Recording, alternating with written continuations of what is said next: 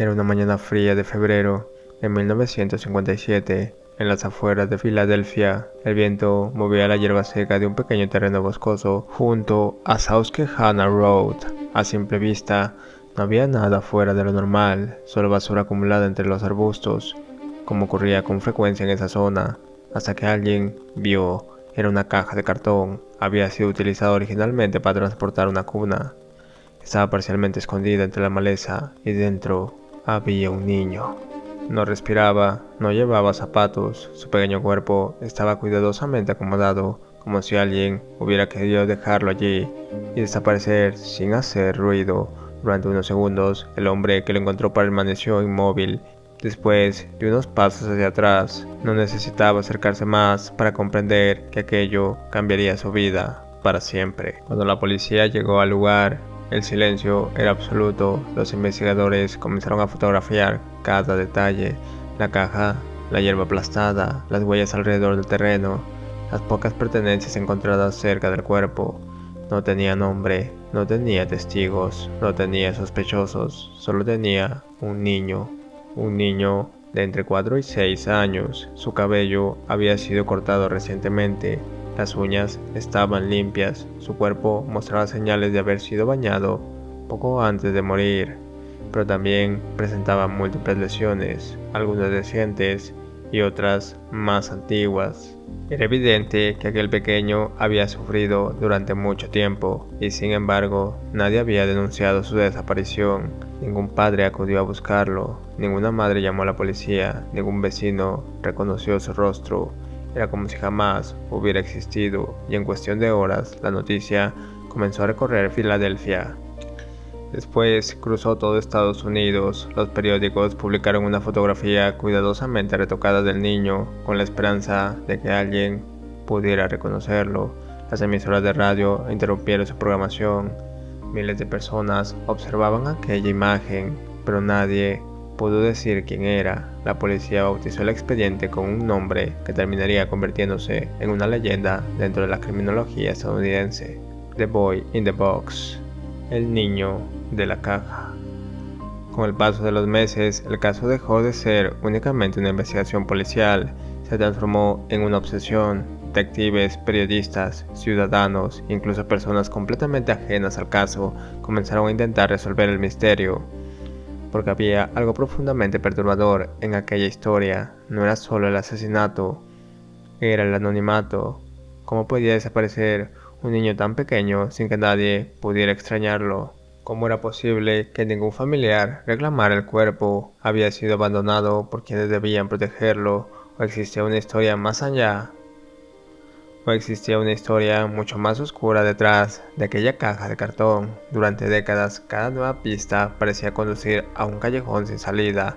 Las fotografías envejecían, los testigos morían, los expedientes acumulaban polvo y el niño seguía sin nombre. Con el tiempo, muchos investigadores comenzaron a creer que el caso jamás sería resuelto, que aquel pequeño permanecería para siempre como una víctima desconocida. Pero la ciencia aún tenía una última oportunidad.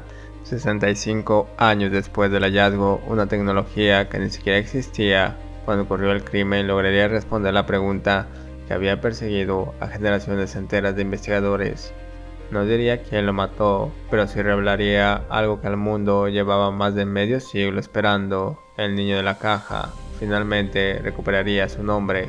Pero para entender cómo el caso pudo permanecer sin resolver durante tanto tiempo, primero debemos regresar a aquella mañana de febrero de 1957, porque la escena del crimen escondía detalles que pasarían desapercibidos durante años. Algunos de ellos cambiarían por completo la dirección de la investigación. El descubrimiento del cuerpo estuvo a punto de no ocurrir. La persona que finalmente alertó a las autoridades no era un policía, ni un detective, ni un excursionista. Era un joven que recorría la zona con la esperanza de encontrar animales para colocar en trampas. Aquel terreno era conocido por utilizarse como un vertedero improvisado, y entrar allí podía levantar sospechas.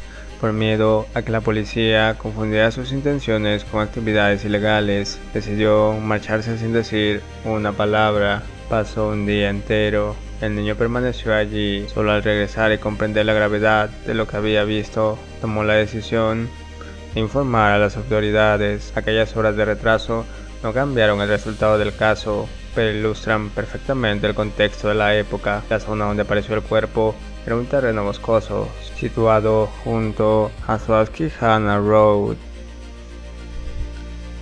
al noreste de Filadelfia. Era un lugar aislado, frecuentado por personas que abandonan basura, muebles viejos. Muebles viejos e incluso electrodomésticos. Precisamente por eso, una caja de cartón no llamaba la atención de nadie, hasta que alguien decidió mirar dentro.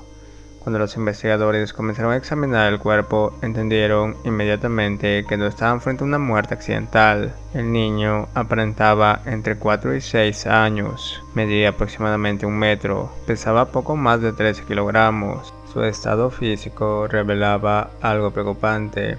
Estaba visiblemente desnutrido, presentaba numerosas cicatrices distribuidas por distintas partes del cuerpo. Algunas parecían antiguas, otras eran mucho más recientes. El médico forense concluyó que aquellas lesiones no podían explicarse por un único episodio de violencia. Eran compatibles con un patrón repetido de maltrato. Sin embargo, también existían detalles que desconcertaban a los investigadores.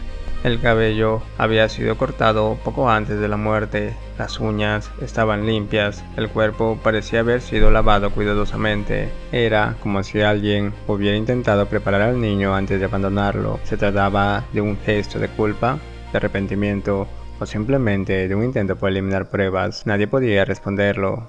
La autopsia también determinó que la causa de la muerte había sido un fuerte traumatismo en la cabeza. La lesión era compatible con un golpe contundente, pero resultaba imposible de establecer con precisión qué objeto había provocado el impacto. No se encontró el arma, no había testigos, no existe ninguna reconstrucción fiable de las últimas horas del pequeño.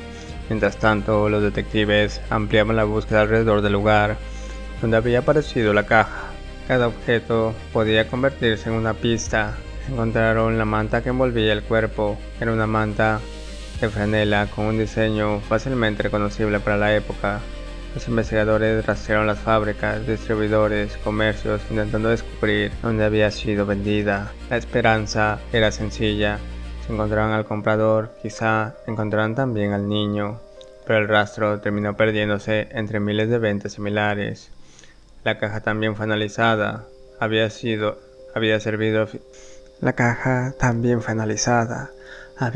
originalmente para transportar una cuna de fabricación comercial. La policía consiguió localizar el lote de producción e incluso reconstruir parte de la cadena de distribución. Decenas de establecimientos fueron visitados, se entrevistó a empleados, se revisaron registros. Todo parecía indicar que el asesino había utilizado objetos comunes precisamente porque serían más difíciles de rastrear. Aún así, la investigación no se detuvo. Los periódicos comenzaron a publicar todos los detalles posibles. Las autoridades imprimieron miles de carteles con el rostro del niño. Las fotografías aparecieron en oficinas de correos, estaciones de tren, hospitales, escuelas y edificios públicos. Era una de las campañas de identificación más grandes realizadas hasta ese momento. En Estados Unidos, las llamadas no tardaron en llegar. Cientos de personas aseguraban reconocer al pequeño. Cada pista era investigada, cada testimonio era verificado y uno tras otro todos terminaron descartados. Los días se transformaron en semanas, las semanas en meses y el expediente crecía sin descanso. Pero la pregunta más importante seguía sin respuesta. ¿Quién era ese niño? Resulta casi imposible aceptar que un menor de tan corta edad pudiera desaparecer sin dejar rastro. No existían registros escolares, no aparecía en hospitales, no figuraba entre los niños desaparecidos, no había denuncias. Era como si alguien hubiera logrado borrar por completo su existencia mucho antes de su muerte. Y esa posibilidad comenzó a inquietar profundamente a los investigadores, porque si nadie lo buscaba, quizá era porque nadie quería que fuera encontrado. Mientras la presión mediática aumentaba, los detectives comprendieron que necesitaban algo más que fotografías y entrevistas. Necesitaban una pista capaz de ponerle el nombre a la víctima. Lo que aún no sabía era que esa pista tardaría más de 6 décadas en aparecer, y durante ese tiempo surgirían teorías que cambiarían una y otra vez el rumbo de la investigación. La policía tenía un cuerpo, tenía fotografías, tenía una manta, tenía una caja, tenía incluso una descripción bastante precisa del niño, pero no tenía lo más importante, un nombre. En las semanas posteriores al hallazgo, Filadelfia se llenó de carteles con el rostro del pequeño. La policía distribuyó cientos de miles de copias intentando encontrar a alguien que pudiera reconocerlo. La pregunta era sencilla: ¿quién es este niño? Y durante meses, la ciudad pareció no tener respuesta. Los investigadores comenzaron a revisar hospitales, escuelas y registros de niños desaparecidos. También intentaron seguir el rastro de los objetos encontrados junto al cuerpo. La caja podía haber sido una pista. Había sido fabricada originalmente para contener un Moisés o cuna infantil. La manta también podía conducir hasta alguien, pero ninguno de esos objetos produjo la identificación que los detectives necesitaban, y mientras la investigación avanzaba, apareció un problema todavía mayor. No había una desaparición que encajara. Nadie parecía estar buscando un niño de 4 años que coincidiera con aquella descripción. Era como si Joseph hubiera desaparecido de su propia vida mucho antes de aparecer muerto en aquella carretera, pero había algo que sí podía contar, una parte de su historia, su cuerpo. El examen forense reveló que había sufrido desnutrición, múltiples lesiones. También presentaba cicatrices que indicaban que había recibido atención médica en algún momento de su vida. Incluía una cicatriz compatible con una intervención intravenosa. Los investigadores contactaron con hospitales intentando encontrar algún registro que pudiera estar relacionado con el niño desaparecido. Otra vez, nada. Cada pista parecía tener una puerta, y detrás de cada puerta había otra pared. Con el paso de los años, algunos detectives comenzaron a dedicar una parte extraordinaria de sus carreras a resolver el caso. Uno de ellos fue Thomas Joseph Augustin. Para muchos investigadores, el niño dejó de ser simplemente un expediente antiguo. Era una persona a la que había que devolverle un nombre. Pero mientras los detectives buscaban respuestas, también comenzaron a aparecer teorías. Una de las más conocidas surgió décadas después. Una mujer, identificada públicamente únicamente como M, contó una historia extraordinaria. Según su relato, cuando ella era niña, su madre había llevado a una casa a un pequeño llamado Jonathan. El niño había vivido en condiciones de extrema pobreza, maltrato. M afirmó que en febrero de 1957 su madre golpeó al pequeño después de que vomitara comida. Según su relato, el niño murió, y después ella había ayudado a su madre a deshacerse del cuerpo.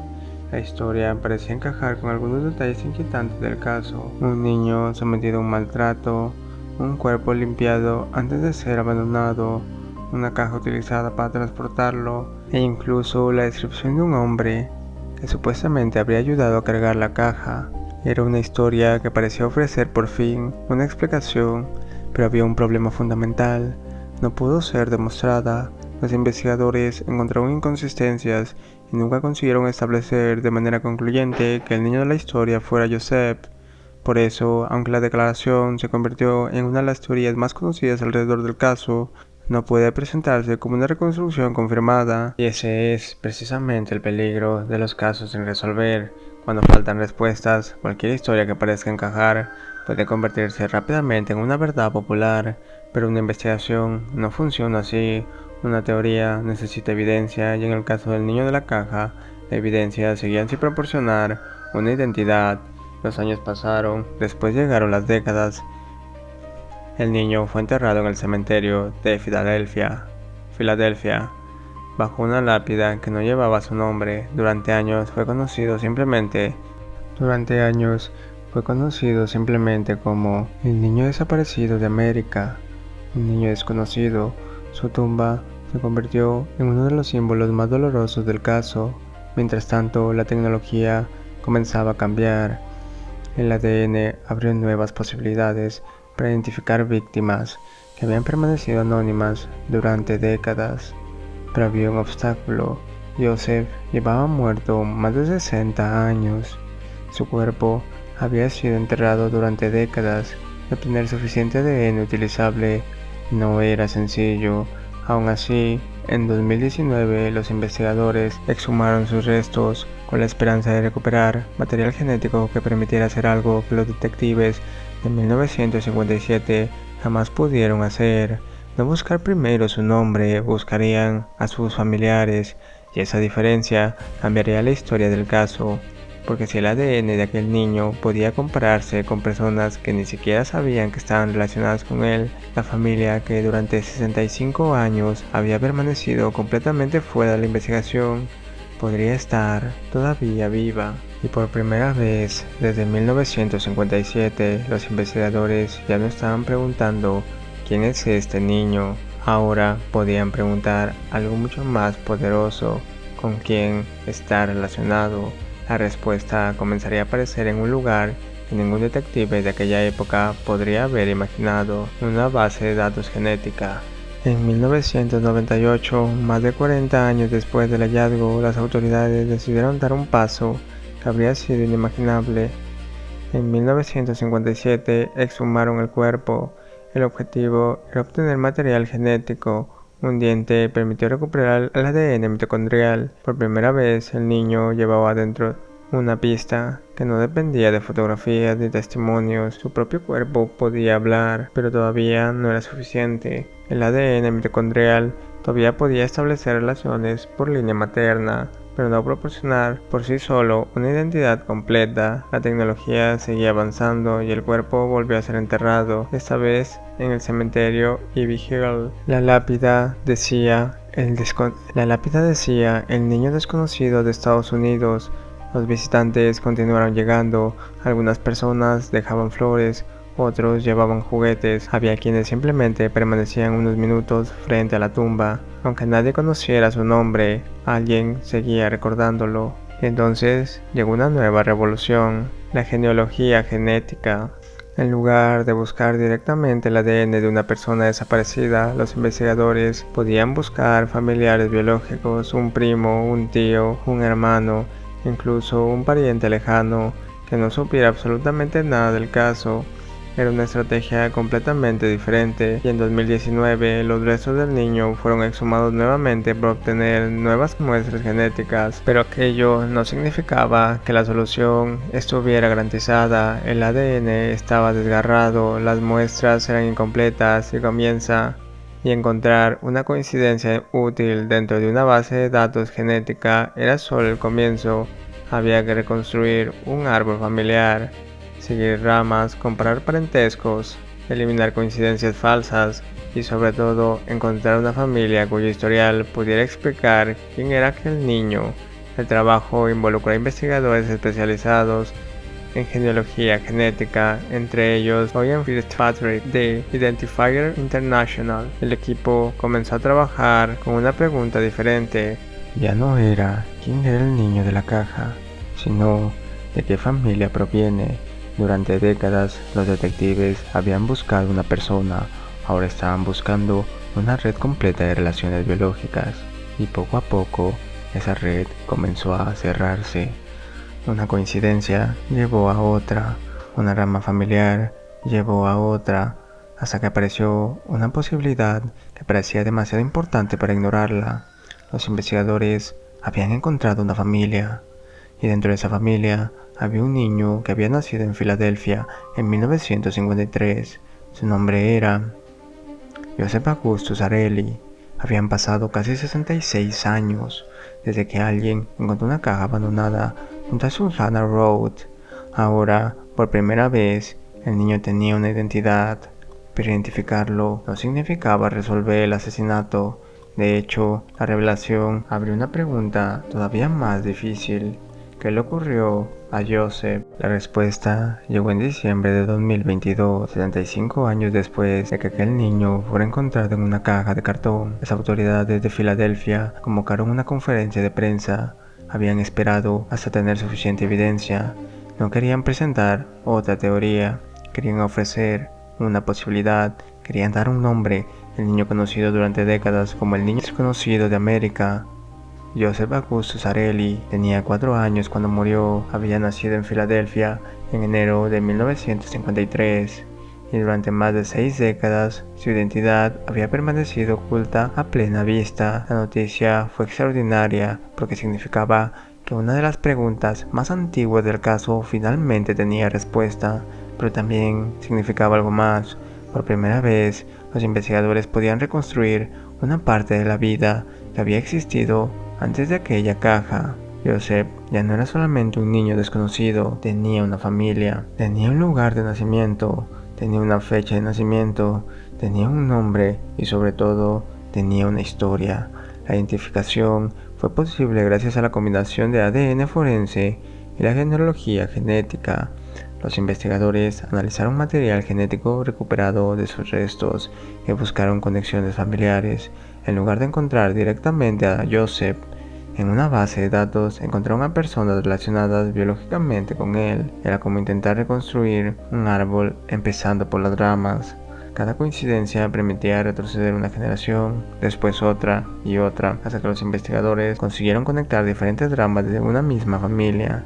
El resultado fue finalmente confirmado mediante pruebas de ADN. Joseph Augustus Zarelli era el niño enterrado durante décadas bajo una lápida sin nombre, pero la identificación también destruyó una de las ideas más persistentes alrededor del caso. Joseph no era un niño completamente desconocido para la sociedad, había nacido dentro de una familia, había sido registrado, había existido oficialmente. El problema era que su desaparición nunca había sido vinculada con él, y esa revelación hizo que una pregunta se volviera todavía más inquietante. ¿Por qué nadie lo buscó? Las autoridades identificaron a sus padres biológicos, pero decidieron no revelar públicamente todos los detalles de su vida familiar. Existían personas todavía vivas y la investigación criminal continuaba abierta. Por eso, la identificación no fue presentada como el final de la historia, fue presentada como un nuevo comienzo, porque ahora los detectives tenían algo que jamás habían tenido, un punto de partida. Podían revisar registros familiares, reconstruir movimientos, comparar testimonios, examinar relaciones y buscar cualquier conexión entre Joseph y las circunstancias de su muerte. La ciencia había resuelto la identidad, pero no había resuelto el asesinato. Y aquí aparece una distinción fundamental. Durante décadas el misterio había sido presentado como una sola pregunta: ¿quién era el niño? Ahora sabemos que en realidad eran dos preguntas diferentes. La primera, ¿quién era Joseph Augustus Zarelli? Y la segunda es mucho más difícil: ¿quién lo mató? Esa respuesta todavía no existe públicamente. Eso significa que el caso continúa abierto. La identificación tampoco confirmó las teorías que durante décadas habían circulado alrededor del niño. No demostró que M estuviera diciendo la verdad. No confirmó que Joseph había sido asesinado por una persona concreta. No permitió reconstruir con certeza sus últimos días. La genealogía genética hizo algo más limitado, pero extraordinariamente importante: le devolvió su identidad. Y ese logro cambia incluso la forma en que entendemos el caso. Durante 65 años, los investigadores buscaron a un niño desaparecido, pero nadie sabía exactamente quién estaban buscando. ¿A quién estaban buscando? Ahora saben su nombre, pueden decir dónde nació, pueden reconstruir quiénes eran sus familiares, pueden comparar fechas, pueden volver a examinar testimonios antiguos de información que antes no existía. Una investigación que parecía congelada en 1957 volvió a moverse. Mientras los detectives regresaban al expediente, también aparecía una realidad dolorosa. Joseph había sido enterrado como un desconocido, pero nunca debió serlo.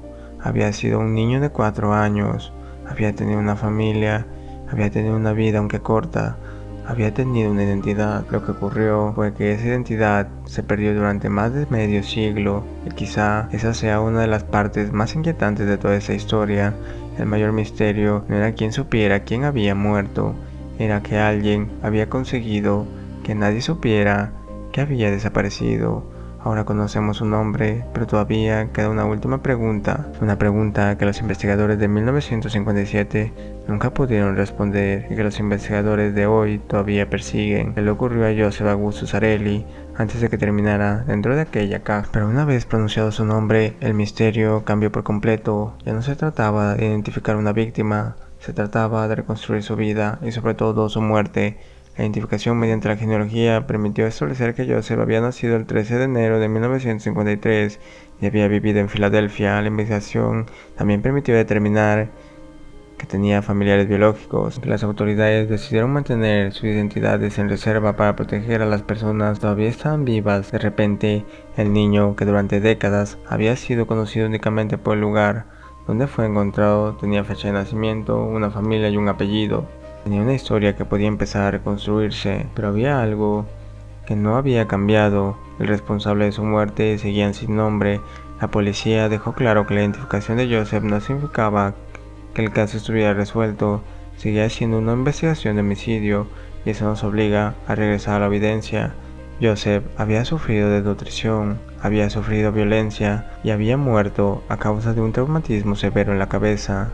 Después de su muerte, alguien limpió su cuerpo, le cortó el pelo, le cortó las uñas, lo envolvió en una manta y lo colocó dentro de una caja de cartón. Después condujo hasta el área Chase y allí dejó el cuerpo. Todo eso tuvo que hacerlo alguien.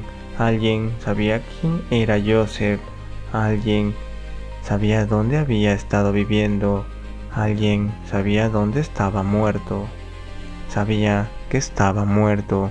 Y durante más de 6 décadas, esa persona nunca fue identificada públicamente.